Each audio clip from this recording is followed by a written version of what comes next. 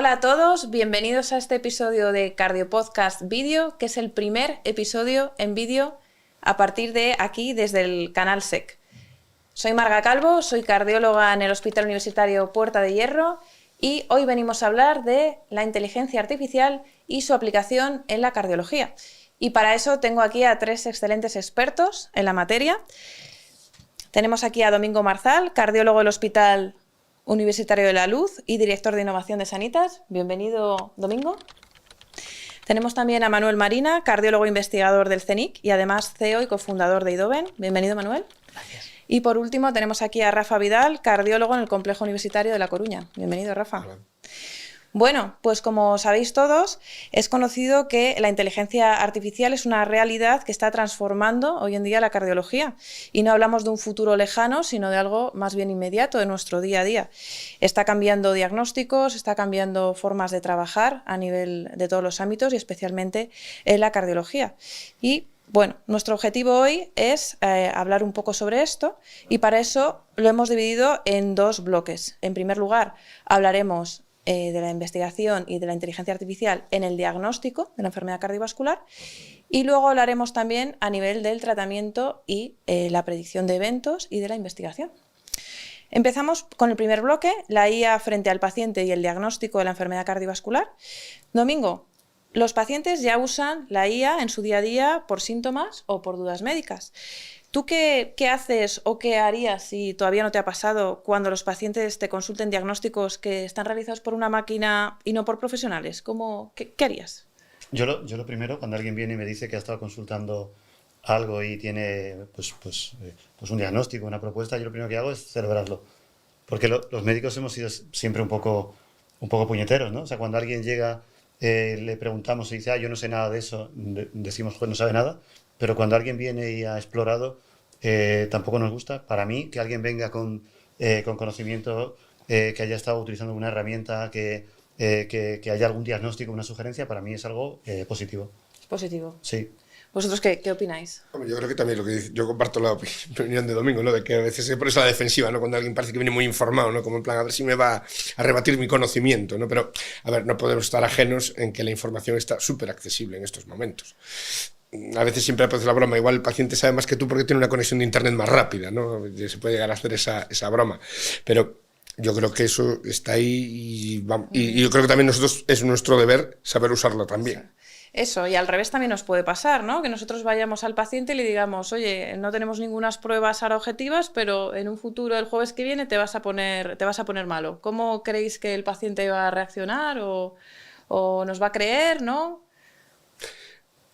La predicción. Bueno, sí. A ver, pues yo creo que usamos escalas que son poco finas, ¿no? Para ver si un paciente tiene riesgo, ¿no? Para anticoagularse, ¿no? Ajá. Y más o menos pensamos de dónde nos viene, pues ahora vamos a tener muchísimos más parámetros que nos van a decir, este paciente, por su electro, tiene riesgo de tener disfunción ventricular. Y dices tú, bueno, pues ¿me lo creo o no me lo creo? ¿Le pido un eco o no le pido un eco, no? Pues igual al 50% ese paciente tiene una disfunción ventricular, con lo cual es importante esa información que me da el análisis por IA de un electro, ¿no? Entonces, bueno, pues eso va a entrar, la predicción también ahí. Usamos cosas poco finas ahora y igual van a ser mucho más refinadas. No sé cómo lo veis vosotros. Bueno, yo en lo que habéis comentado de acceso a la información, yo creo que la humanidad ha ido avanzando a lo largo de los años y de los siglos gracias al acceso a la información, ¿no? Desde que la imprenta hasta Internet y lo que viene ahora, ¿no? Entonces creo que siempre ha sido positivo, nos ha hecho llegar a donde estar aquí, ha permitido todos los avances científicos.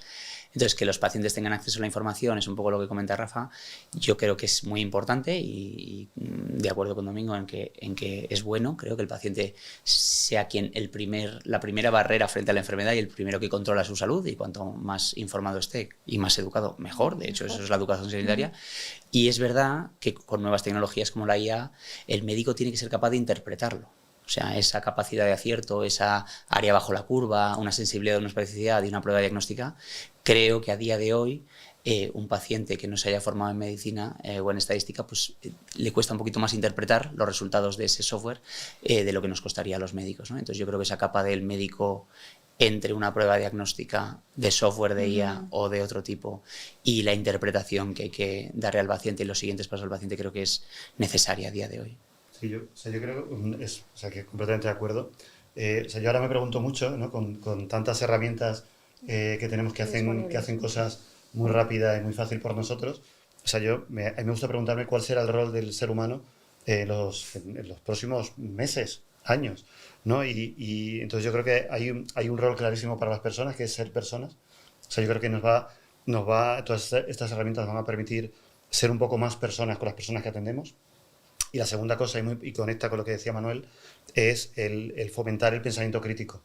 Es decir, que una persona explore, que una solución te dé una propuesta, está fenomenal. Lo que hay que trabajar es en cómo poner en contexto esa información, cuál es la fuente, y ponerlo en contexto de la persona. Y en cuanto a la predicción, estamos en una época hace ya algún tiempo, no es algo muy reciente, pero estamos en el primer momento en la historia de la humanidad en la que tenemos datos en tiempo real sobre los que podemos tomar decisiones en tiempo real. Y eso, a la hora de hacer predicción, es una ventaja para nosotros. O sea, tenemos un promedio de 180 minutos cada persona, una pantalla delante de nuestra cara. Y estas pantallas son capaces de leernos permanentemente, de obtener, con el feedback que tenemos con estas herramientas, con nuestro teléfono, con nuestros relojes, tenemos información en tiempo real que podemos utilizar para tomar decisiones en tiempo real y para lo que tú decías de anticiparnos y decirle al paciente, me pongo en contacto con usted porque la semana que viene tendrá un problema. Fenómeno. Y en el día a día, ¿qué 3 herramientas recomendaríais para utilizar en esto de la predicción a nivel de cardiología? O el diagnóstico, ¿no? También un poco, ¿no? Predicción, diagnóstico, sí. Bueno, a ver, yo creo que hay herramientas interesantes, ¿no? Que empieza a haber, yo creo que cambia un poquito el manejo incluso de la enfermedad coronaria. Digo, por poner ejemplo así, pensando un poco este video podcast, pues ahí ya empezamos a hablar de la arteria ocluida y no con signos del electroclásicos, ¿no? Bueno, pues eso vienen por apps que están usando Deep Learning, que interpretan electros, los cruzan con angiografías, y bueno, pues igual un paciente que su electro no parecía que tuviera nada, tú le pasas esa herramienta, igual pues vas a tener que cambiar cómo manejas un infarto, ¿no? Porque igual esa arteria está ocluida, aunque tu electro no te lo esté indicando con los indicadores clásicos, ¿no? Que es una que se llama PM Cardio, por ejemplo. Esa me parece que va a tener una cabida, están haciendo ensayos clínicos para demostrar si eso tiene un uso que realmente va a impactar, ¿no?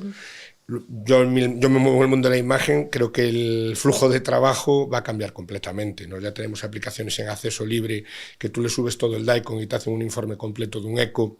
Si la calidad de imagen es buena, pues eso nos va a ayudar mucho a reducir el tiempo de un informe. Yo igual hacer un eco te puede llevar 10 minutos adquirir unas imágenes, pero igual hacer el resto del informe son media hora. Bueno, pues ya hay muchas herramientas que ya están incluso publicadas en el JACC, pues que bueno, pues el informe está en 2 segundos casi, o sea, tú igual ibas a estar allí tus 20 minutos, ¿no? Entonces cambia mucho cómo manejas el trabajo. Hay buenos trabajos de Yale y del Cedar Sinai, tienen aplicaciones incluso en acceso abierto. Las hay también que se están usando para ensayos clínicos, ¿no? Por ejemplo, Caroline Lam diseñó una que es U2AI que se está usando en ensayos clínicos para subir las ecos de las hipertróficas, por ejemplo, y ya te hace el análisis automático de todas esas imágenes. Entonces, bueno, yo creo que en el mundo del diagnóstico, sobre todo por la imagen, va a cambiar mucho el flujo de trabajo en los laboratorios de ecocardiografía y bueno, el TAC y la resonancia yo creo que incluso mucho más, mismo, ¿no? Sí, porque incluso ya ni dependes de la calidad de la imagen, de cómo coges con una sonda las imágenes, ¿no? Sino que eso ya está muchísimo más fácil. Vamos, es la visión que tengo yo de la parte del diagnóstico. Yo creo que va a mejorar incluso mucho. A nivel de scores predictivos, ¿no? Analíticos. Sí, toda la parte de la radiómica, todo lo que no se ve en la imagen, ¿no? Tú ves la imagen como la interpretas clásicamente, pero hay muchísima más información debajo de los datos que tienes en el DICOM. Se puede obtener muchísima más información de, pues yo qué sé, cosas ya hay de resonancia, el contraste tardío, dónde estaría sin poner contraste, por cómo se ve la imagen en que la puede también radiómica. Acortar los tiempos, exactamente, ¿no? y te ahorras el contraste, etcétera. O sea que bueno, está cambiando mucho y eso es gracias a aplicaciones basadas en la inteligencia artificial.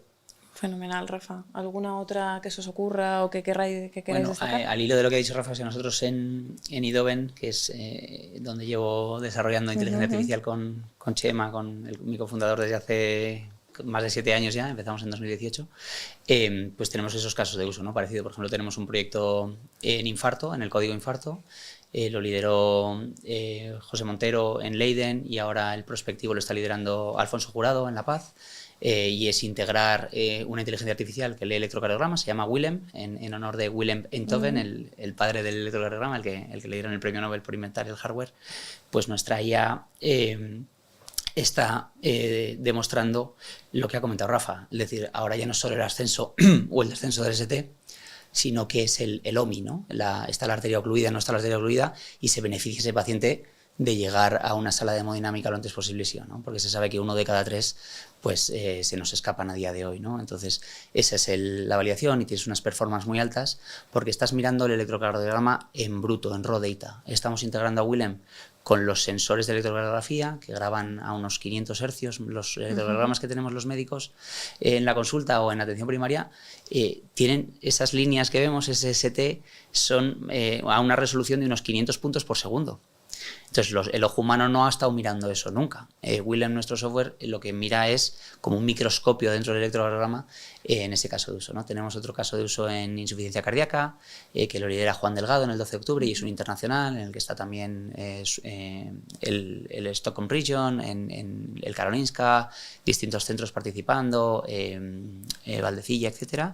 Y luego tenemos casos de uso, por ejemplo, en amiloidosis. Es un proyecto que ha liderado Pablo García Pavía en el Puerta de Hierro.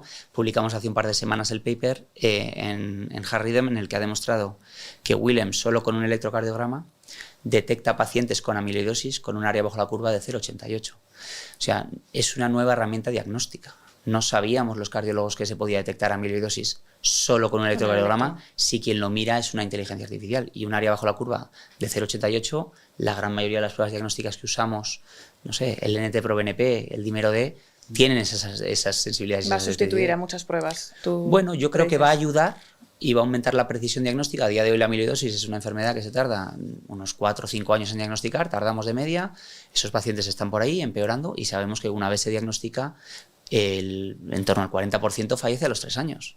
O sea, estamos diagnosticando tarde porque no tenemos las herramientas adecuadas y cuando lo diagnosticamos tiene una mortalidad muy alta a los 3 años, ¿no? Entonces, si tú eres capaz de demostrar, y ahora estamos haciendo el internacional de ese mismo proyecto que se llama Concerto, en colaboración con AstraZeneca y con el Puerta de Hierro, y ahora ya han entrado centros franceses, centros italianos, y centros ingleses y centros americanos.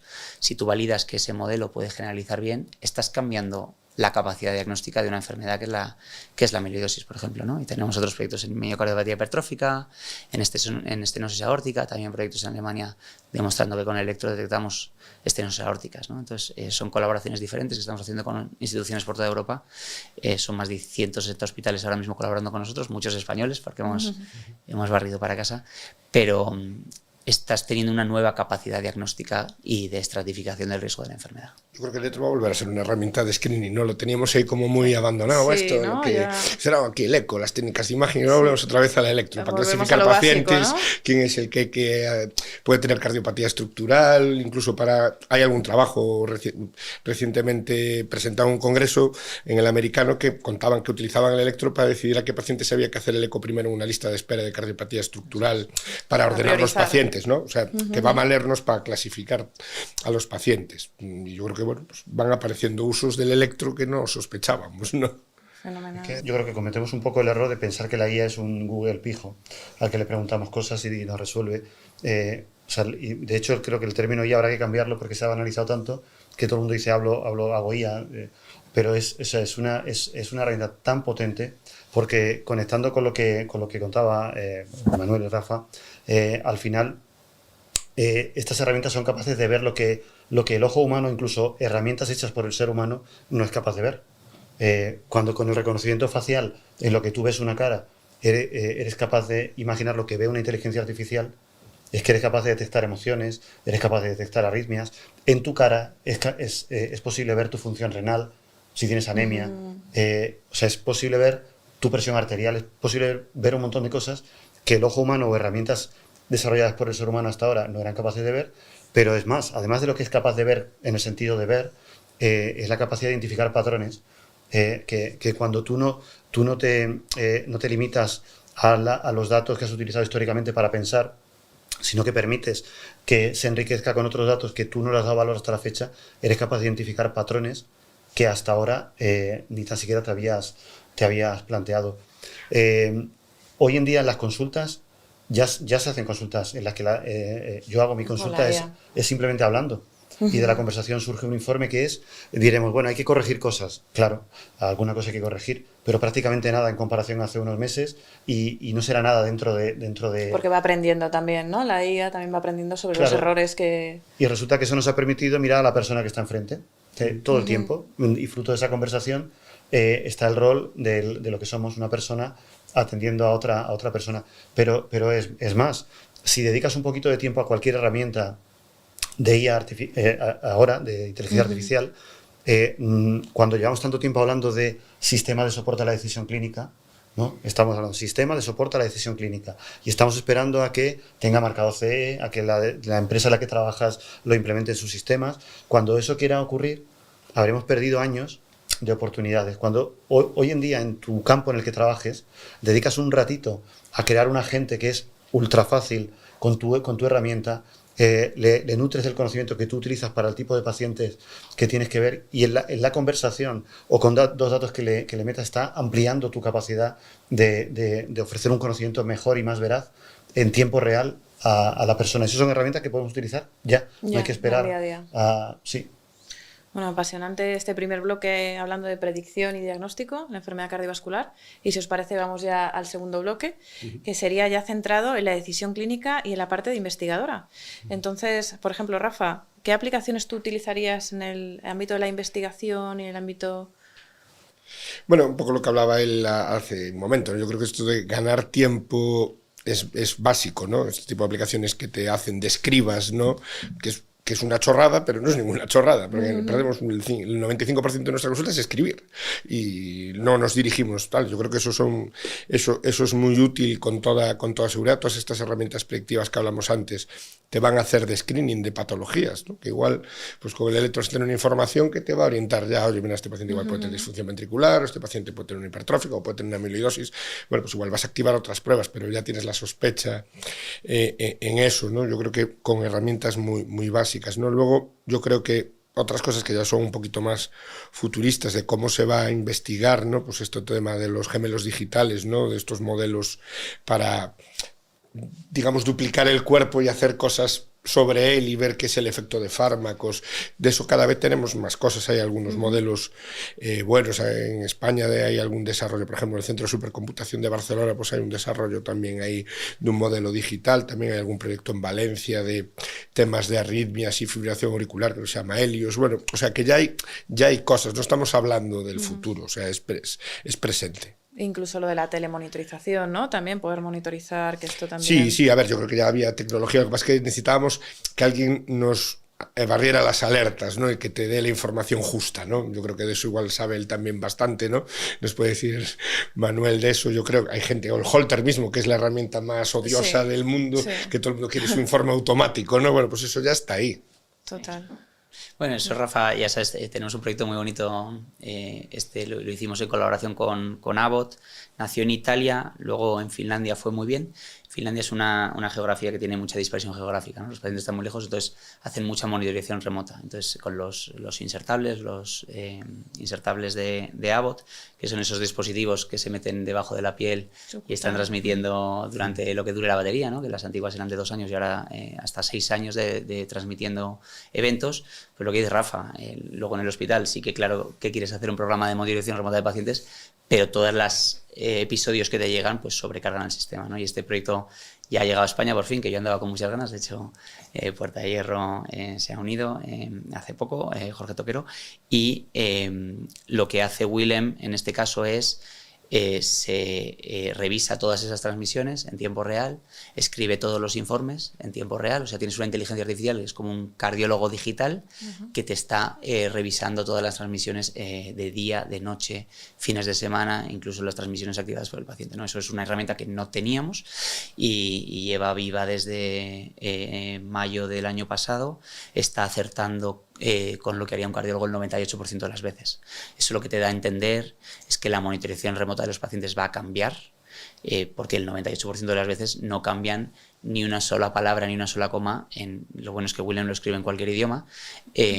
de lo que escribiría un cardiólogo, ¿no? Que ya sabes que tardamos 6 años de carrera, 11 años de especialidad, el MIR, en formarnos, ¿no? Entonces son tareas que encima son repetitivas y en las que cuando las estamos haciendo sentimos que aportamos escaso valor y que ya tienes un producto, en este caso Willem tiene marcado CE, que es lo que ha dicho, yo creo que en eso que ha dicho Domingo de con marcado CE, sin marcado CE, los médicos, por hilarlo con lo que ha dicho Rafa al principio, debemos usar herramientas que sepamos que el riesgo para los pacientes es bajo.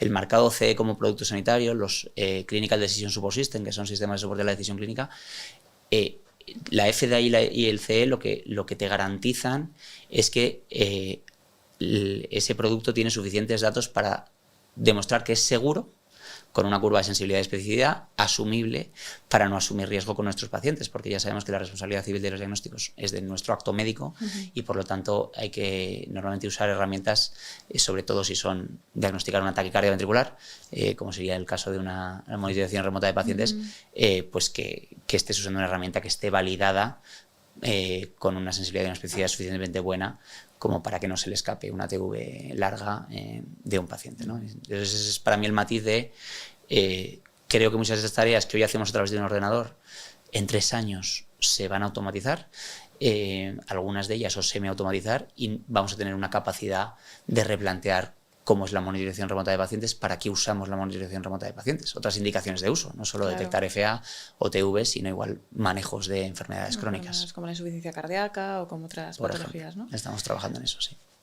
Y por cerrar en el ámbito de la investigación, si hacemos una pequeña retrospectiva de los ensayos de los últimos tiempos, o sea, estamos en un punto de la investigación donde todas las grandes empresas se dedican a investigar, han hecho inversiones millonarias en tener supercomputadores que permitan manejar la información. ¿Por qué? Porque la forma de identificar nuevos patrones donde una intervención terapéutica concreta, incluso diagnóstica, pueda mejorar lo que hay, hoy en día, con el manejo de datos y la inteligencia artificial, somos capaces de encontrar nuevas soluciones sin tener que abrir tanto el espectro y llevarlo a tan largo plazo, el poder verificar si eso es cierto. Mucho más rápidas, ¿no? También. Eso es. Y de hecho, lo que yo digo que lo que va a ocurrir en un ensayo clínico ya lo sabemos antes de que empiece el ensayo clínico.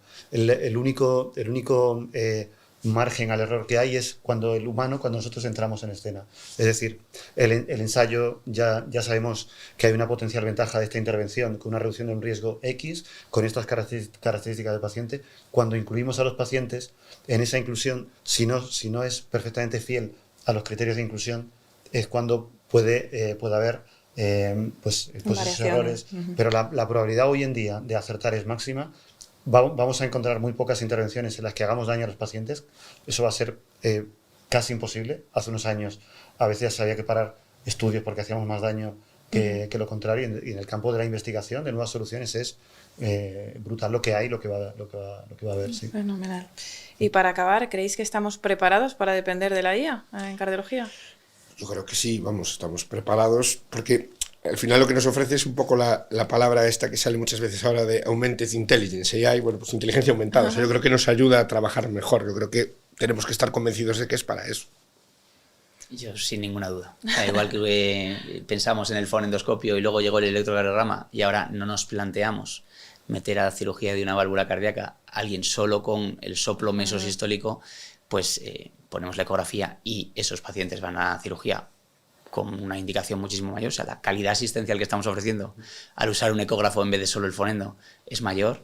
Lo mismo con una resonancia magnética cuando hace falta, lo mismo con un test genético cuando hace falta y lo mismo con cualquier herramienta de software, en este caso inteligencia artificial, que te ayude con una rentabilidad diagnóstica, un área bajo la curva de performance buena. No tengo ninguna duda de que nos va a hacer mejores médicos, va a hacer que descubramos más ciencia y va a proteger la vida de nuestros pacientes y nos va a hacer una vida más sencilla, porque la inteligencia artificial mejora la eficiencia, nos hace más rápidos, más certeros, que la interconsulta sea más acertada. Tenemos un proyecto en oncología, por ejemplo, que lo hicimos con Novartis, en que detectar cardiotoxicidad para que los oncólogos deriven a cardiooncología lo antes posible. No que te llegue un paciente con una cardiotoxicidad cuando lo único que te queda es retirar la inmunoterapia o retirar la quimio. Tú lo quieres tratarle la insuficiencia cardíaca a ese paciente, no confirmar una cardiotoxicidad y dejar la dosis, las líneas terapéuticas, porque eso aumenta la mortalidad de su cáncer de mama. Tú lo que quieres es que el oncólogo pueda hacer su trabajo y el cardioncólogo pueda hacer su trabajo. Por lo tanto, necesitas diagnosticar eso a tiempo para reducir dosis de inmuno o para tratar la miocarditis, FA o insuficiencia cardíaca que le haya producido cierto fármaco, porque sabemos hacer eso, los cardiólogos sabemos hacer eso. Entonces, creo que nos va a hacer mejores con Rafa, sin ninguna duda. O sea, yo creo que estamos preparados, pero siempre va a haber, como toda la adopción de la innovación, pues hay su curva, ¿no? Hay cierto grado de resistencia al cambio, el cambio no es sencillo, pero desde luego yo me imagino que haremos actos en los que emplearemos en una persona 59 segundos y en otros invertiremos 59 minutos, porque justo nos va a permitir dedicar tiempo a quien más lo necesita, porque vamos a tener un ejército de agentes vigilando a nuestros pacientes por nosotros, pero ya, o sea, no me lo imagino en mucho tiempo vista, sino me lo imagino ya. Y cuando pensamos en la tecnología o en la IA en nuestro entorno en el hospital, todos nos imaginamos como imágenes en el aire, uno tocando así y demás, ¿no? Y pensamos como en espacios como high-tech, ¿no? Y yo, sin embargo, en lugar de high-tech, yo lo veo, es una tontería lo que voy a decir, pero lo veo como high-touch. Sí. O sea, las herramientas bien implementadas lo que van a permitir es que podamos tocar de verdad a nuestros pacientes, mirarles a la cara, hablar, hacer lo que gran parte de lo que podemos aportarles a ellos, que es la gestión de cuando una noticia es mala, la gestión de la incertidumbre, cuando algo no ha salido bien, porque luego el resto será algo de poco valor. A veces pensamos que la cardiología que hacemos hoy es la misma que hacíamos hace 10 años, donde éramos los grandes poseedores del dato, del conocimiento, y eso hoy en día está democratizado y todo el mundo puede acceder a ello. Entonces, si somos capaces de entender que podemos hacer muchas más cosas, podremos dedicar el tiempo que necesitan los pacientes que lo necesitan y podremos ser mejores personas con ellos, para mí eso es, hemos sabido utilizar bien la IA y otras tecnologías en nuestro día a día. Bueno, pues muchísimas gracias a los tres, la verdad que he aprendido mucho, espero que vosotros aquí también. Muchísimas gracias, Manuel, Domingo y Rafa. Y ya sabemos que la inteligencia artificial no va a sustituir al cardiólogo, sino nos va a ayudar a ser mejores cardiólogos, ya no en el futuro, sino ahora mismo, en el 2026. Ya no vale solo saber, sino saber interpretar y adaptar esta nueva inteligencia a nuestro día a día. Así que el reto no es tecnológico, sino más bien humano, como hemos venido comentando. Muchísimas gracias a todos por vernos en Canal SEC y gracias a estos magníficos invitados. Y seguimos en el próximo episodio de Cardio Podcast Video. Un abrazo.